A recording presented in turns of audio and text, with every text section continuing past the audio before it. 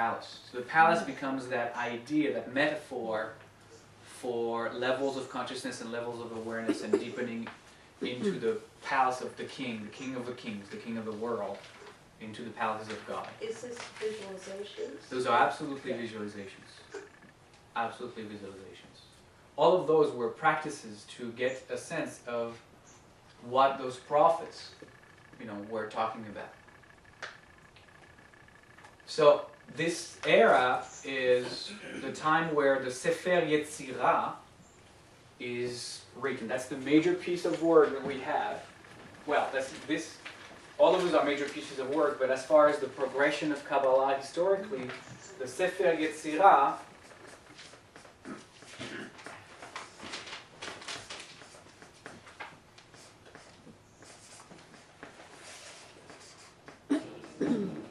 Sefer means book, and we'll see that word coming over and over again because there's a lot of book.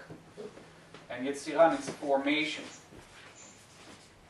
And we'll see that word again because it's become part of mystical theology. I'm going to switch you to the thing so you can see what I'm writing. Can you see? Yes. Okay. Yes. Good. So Sefer Yetzirah is the main opus, the main piece of work that comes out of that era in Kabbalistic evolution. Okay, so that's first period, and it's a long period, so a lot happens very slowly. The second period begins in 1200 and lasts until 1400, so 1200 to 1400, much shorter period of time. And through those 200 years, there are three main schools of Kabbalah that are born. One is in the south of France. It's not me who was born at the time, but born, in the 1400s. I was a little later.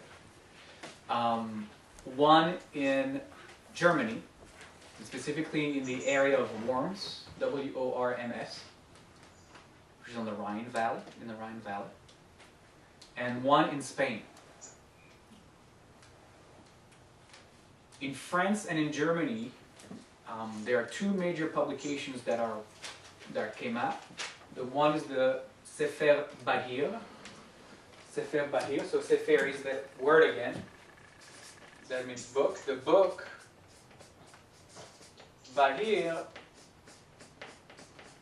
Bahir means different things. It can mean clarity.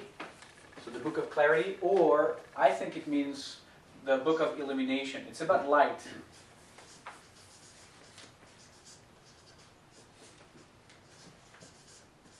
But it's about the book of illuminations, the book of lights. And the other one is the Sefer Hasidim. And I just mentioned that name with regards to the Hasidic tradition, which was born 300 years ago. So clearly this is different because this is 1200, so this is 800 years ago. And Hasidic, the reason why it's different is because Hasidic means pious. So you could be pious in 1200 as much as you could be pious in the 1700s. So the term is being kind of recycled and reused. That's not the Tanya, is it? That is not the Tanya at all. The Tanya is 1700s. Is this France still? This is, the Hasidic is, the Bahir is in the south of France. The Sefer Hasidim is in Germany. Oh. And Hasidic means pious. Spain? In Spain,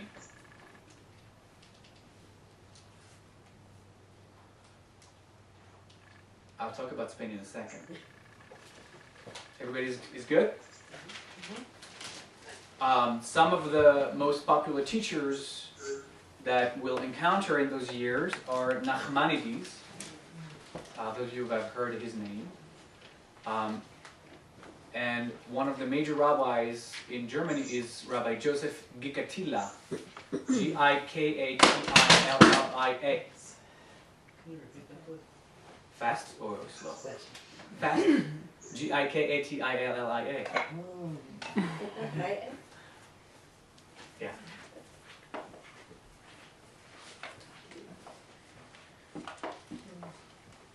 Most importantly, though, and that's how we make the transition to Spain, his master, Dicotyledonous